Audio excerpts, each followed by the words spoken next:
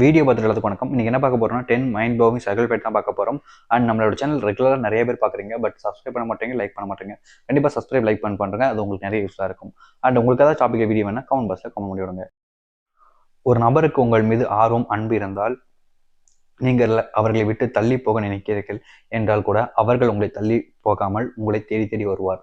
அதாவது பார்த்தீங்கன்னா, உங்கள் லைஃப்பில் ஒருத்தங்களுக்கு உங்கள் மேலே அதிகளோட ஆர்வம், அன்பு, காதெல்லாம் இருக்குது அப்படின்னா, நீங்கள் அவங்கள விட்டு தள்ளி போகணும், இவங்க வேணாம் அப்படின்னு நினச்சி நீங்கள் அவங்கள விட்டு ஒதுங்கி போக நினைச்சாலும் அவங்க அந்த ஒரு விஷயத்த பண்ணுவாங்கன்னா கண்டிப்பாக இல்லை, உங்களை தேடி வருவாங்க. அவங்களால எவ்வளோ முடியுமோ அவ்வளோ உங்களை தேடி வருவாங்க. நீங்கள் மொத்தமாக அவங்களுக்கு இல்லைன்னு ஆகும்போது, அதாவது உங்களுக்கே பிடிக்கல, நீங்கள் வேணான்னு வேறுத்தவங்க முடிவு பண்ணிட்டீங்க அப்படின்ற போது இவங்களே உங்கள் லைஃப்பை விட்டு போயிடுவாங்க உங்களோட சந்தோஷத்துக்காக.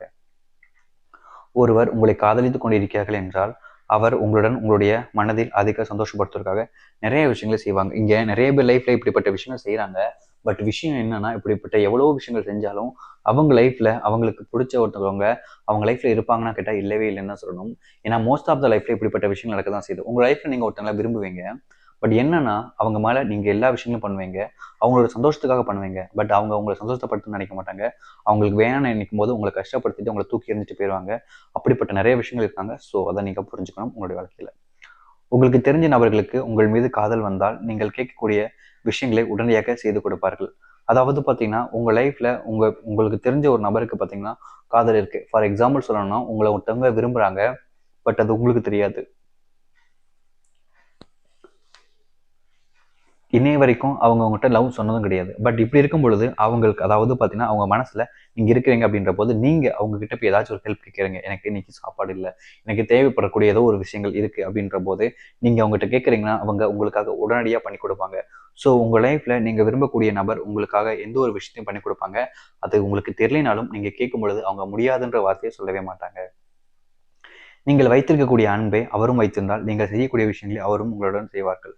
அதை வைத்து நீங்கள் தெரிந்துக்கலாம். இங்கே நிறைய பேர்ல பார்த்தீங்கன்னா, நான் விரும்பக்கூடிய ஒரு பையன் இல்லை ஒரு பொண்ணு நிறைய அன்பு வச்சிருக்காங்களா, என் மேலே உண்மையாக தான் காதலிக்கிறாங்களா, அவங்களுக்கு காதல் என் மேலே உயிருக்கானதாக இருக்கா, எப்படி அவங்க என்ன விரும்புகிறாங்க தெரிஞ்சுக்கிறது நிறைய டவுட்லாம் இருக்கும் பார்த்தீங்களா. சிம்பிளான ஒரு விஷயம் தான்.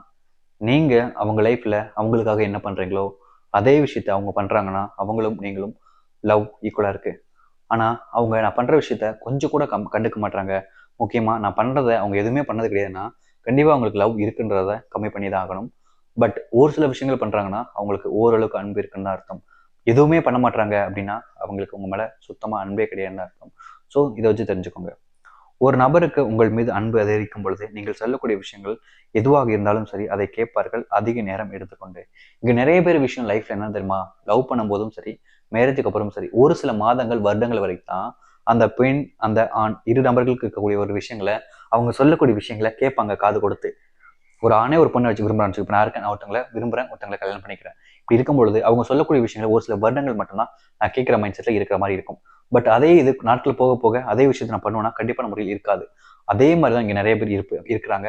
பட் அந்த விஷயம் தப்பு. பட் எல்லாருமே பார்த்தீங்கன்னா அவங்க லைஃப் பார்ட்னரை அவங்க லைஃப்பில் அவங்களுக்கு தேவையான விஷயங்கள் எப்பவுமே கேட்கணும். இங்கே கேட்பதற்கான விஷயங்கள் எல்லாமே போயிடும். லவ் பண்ணும்போது நீ பேசினா எனக்கு ரொம்ப பிடிக்கும், கூட பேசிட்டே இருக்கணும்னு தோணுன்னு சொல்லக்கூடிய நபர்கள் காதலிச்சு கல்யாணம் பண்ணதுக்கப்புறம் உன் கூட பேசினாலே எனக்கு டார்ச்சராக இருக்குது, என் கூட கொஞ்சம் பேசாமல் தனியாக இருக்கேன், என்னை தனியாக விடுறியா, ஏன் இதுக்கு இப்படி வருஷம் பேசிகிட்டே இருக்கேன், உனக்கு வேறு வேலையே இல்லையா, எக்ஸெட்ரா விஷயங்கள் வரும். இது எல்லாமே தவறான விஷயங்கள்.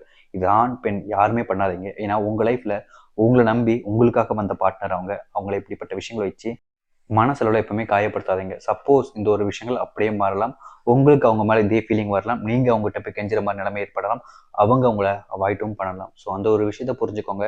யாரையும் தரைக்குறவாக நினைக்காதீங்க, யாரை பற்றியும் கேவலமாக பேசாதீங்க. அவங்க ஒருத்தங்க செய்கிறாங்கன்னா அது உங்களை அன்பினால் செய்கிறாங்க, அதை நீங்கள் புரிஞ்சுக்காம கஷ்டப்படுத்தாதீங்க. ஸோ அந்த வீடியோவில் தான் உங்களுக்கு யூஸ்ஃபுல்லாக இருந்துச்சு, பிடிச்சிருந்துச்சுன்னா லைக் பண்ணுங்கள், உங்கள் ஃப்ரெண்ட்ஸ் அண்ட் ஃபேமிலி ஷேர் பண்ணுங்கள். இதே மாதிரி வேறு ரெண்டு விஷயம் வீடியோ பார்க்குற வரைக்கும் see you, tata, bye bye.